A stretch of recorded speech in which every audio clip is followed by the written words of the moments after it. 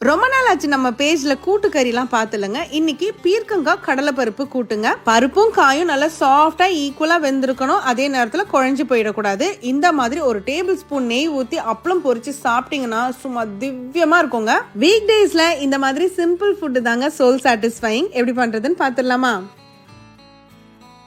Pressure குக்கர்ல 1 மணி நேரம் ஊற வச்ச 1/2 கப் கடலை பருப்பு சேர்த்துக்கிறேன். இது கூட ஒரே ஒரு பல் பூண்டு, ஒரு பச்சை மிளகாய், 1/4 வெங்காயம், 1/4 தக்காளி, ஒரு கொத்து கருவேப்பிலை, 1/4 டீஸ்பூன் மஞ்சத்தூள், பெருங்காயம், முழுகிற அளவுக்கு தண்ணி ஊத்தி 4 விசிலுக்கு வேக வச்சு எடுத்துக்கோங்க. இப்ப கூட்டு செய்யறதுக்கு சட்டில 2 டேபிள் ஸ்பூன் எண்ணெய், 1/2 டீஸ்பூன் கடுகு, சீரகம், உளுந்து, காஞ்ச மிளகாய், கருவேப்பிலை, தூளா கட் பண்ண 10 சின்ன வெங்காயம், 2 பச்சை மிளகாய், தூளா கட் பண்ண 2 பல் பூண்டை சேர்த்து வதக்கிக்கோங்க. இப்ப இதுல ஒரு பெரிய பீர்க்கங்காய் எடுத்து இந்த மாதிரி தடியா கட் பண்ணி உள்ள சேர்த்திருக்கேன். இதுல 1/2 டீஸ்பூன் மஞ்சத்தூள், 1 டீஸ்பூன் கல்லுப்பு சேர்த்து நல்லா வதக்கிடுங்க. ஒரு 5 நிமிஷம் மூடி போட்டு வேக வச்சுக்கோங்க. இப்ப இதுல நம்ம வேக வச்சிருக்கிற பருப்பு அப்படியே உள்ள சேர்த்து கலந்து கொடுங்க. மறுபடியும் ஒரு 8 நிமிஷம் மூடி போட்டு எல்லாம் சேர்ந்து வர அளவுக்கு வேக விடுங்க. இதுல நான் ஒரு பத்த தேங்காய்ல 1/2 டீஸ்பூன் சீரகம் சேர்த்து அரைச்சு உள்ள சேர்த்துக்கிட்டேன். அவ்வளவுதான். கடைசியா கை நிறைய கொத்தமல்லி சேர்த்துட்டு சுட சுட சர்வ் பண்ணி பாருங்க. சூப்பரா இருக்கும். அதுவும் வத்த குழம்பு, கார குழம்பு, புளி குழம்புக்குலாம் இது ஒரு எக்ஸலன்ட் காம்போங்க.